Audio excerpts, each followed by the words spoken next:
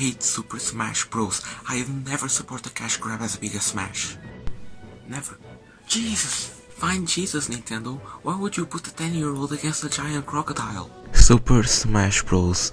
The biggest crossover of all gaming. The game where you can fight against Nintendo All-Stars. Mario, Link, Samus, Pikachu, Wario, Fox McCloud, Kirby, and also a lot of video game characters. Pac-Man, Mega Man, Solid Snake, Sonic, Kazuya, Cloud Strife, Simon Belmont, and so much more. And all of this was possible because of the creator of Kirby, Masahiro Sakurai.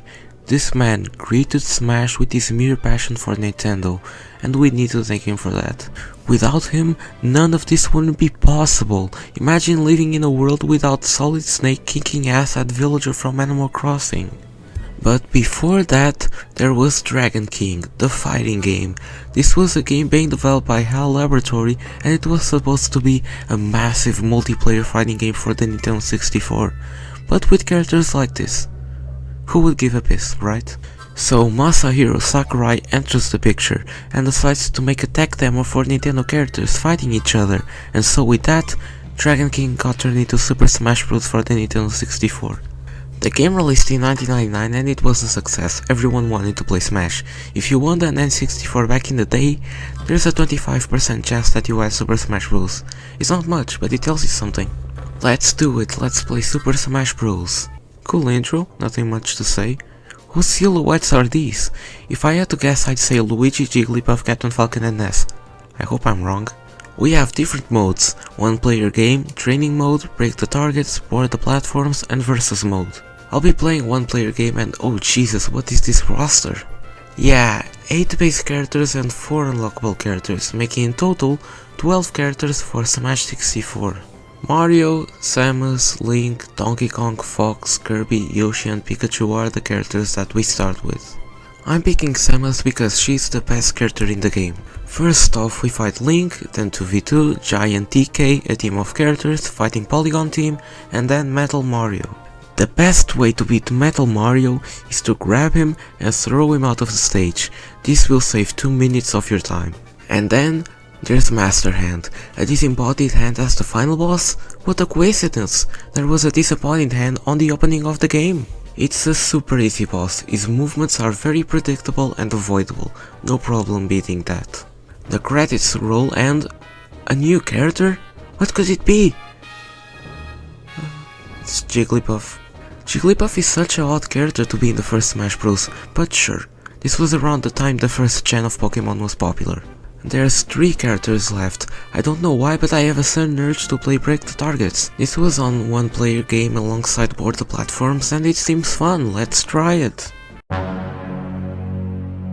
I don't know if it was worth it just to unlock Luigi. Yes, you need to play Break the Targets with every base character, but some can get annoying like Yoshi's and Link's. Board the Platforms is exactly that. Boarding the platforms. It's fun to try and beat records, however, you don't unlock any character by playing it, so we need to move on, there's 2 characters left. To unlock the last 2 characters I need to finish one player game in under 20 minutes, normal mode, and with 3 lives or less. I think I'm up for the challenge. Unlocking Captain Falcon was easy and Ness a bit tough, but not a biggie. Captain Falcon and Ness making their first debut on Smash 64. 2 characters that were very obscure in the 90s. Captain Falcon is from F-Zero, which is a very popular game, but in the original SNES game, there weren't any characters. But I'm all for it, Falcon is one of the best characters in this game. Ness from Mother, aka Earthbound, a game that is very underrated and I'm glad Ness is in Smash 64. But because Earthbound didn't sell well in the US, it was a very obscure pick. That's it, the full roster. We seriously need to talk about this. The unlockable characters are all figures. Luigi is a clone of Mario, Jigglypuff is a clone of Kirby, Captain Falcon shares the same proportions of the original Dragon King characters, so maybe the same moveset, and Ness is real. There is also one unlockable stage, Mushroom Kingdom. It's fine. I need to do a brief review of the stages. Peach's Castle is boring, Yoshi's Island is okay, Kong Jungle is mid, Hyrule Castle is fine, Planet Zebes is decent, Dreamland is okay, Sector Z is the best stage, and Saffron City is good. The stages in this game are overall just okay. I wish there was more variety, and the lack of an F-Zero and Earthbound track is upsetting. And that's it. That was the first Smash, alright. For a first Smash game, I thought it was decent. It's a good time to unlock the characters and then go back to Smash Ultimate. There's no reason to play this game, to be honest. The more modern Smash games offer a similar experience as N64. To me, this looks like a beta for Super Smash Bros. Melee. But hey, it's not that bad. If you want to see how it all started and you are a Smash fan, try it. But if you're not that kind of person, just don't play it. The game is decent, but what am I gonna do? This game doesn't support Amiibo. I give this game a score of, it's fine, but it does support Amiibo.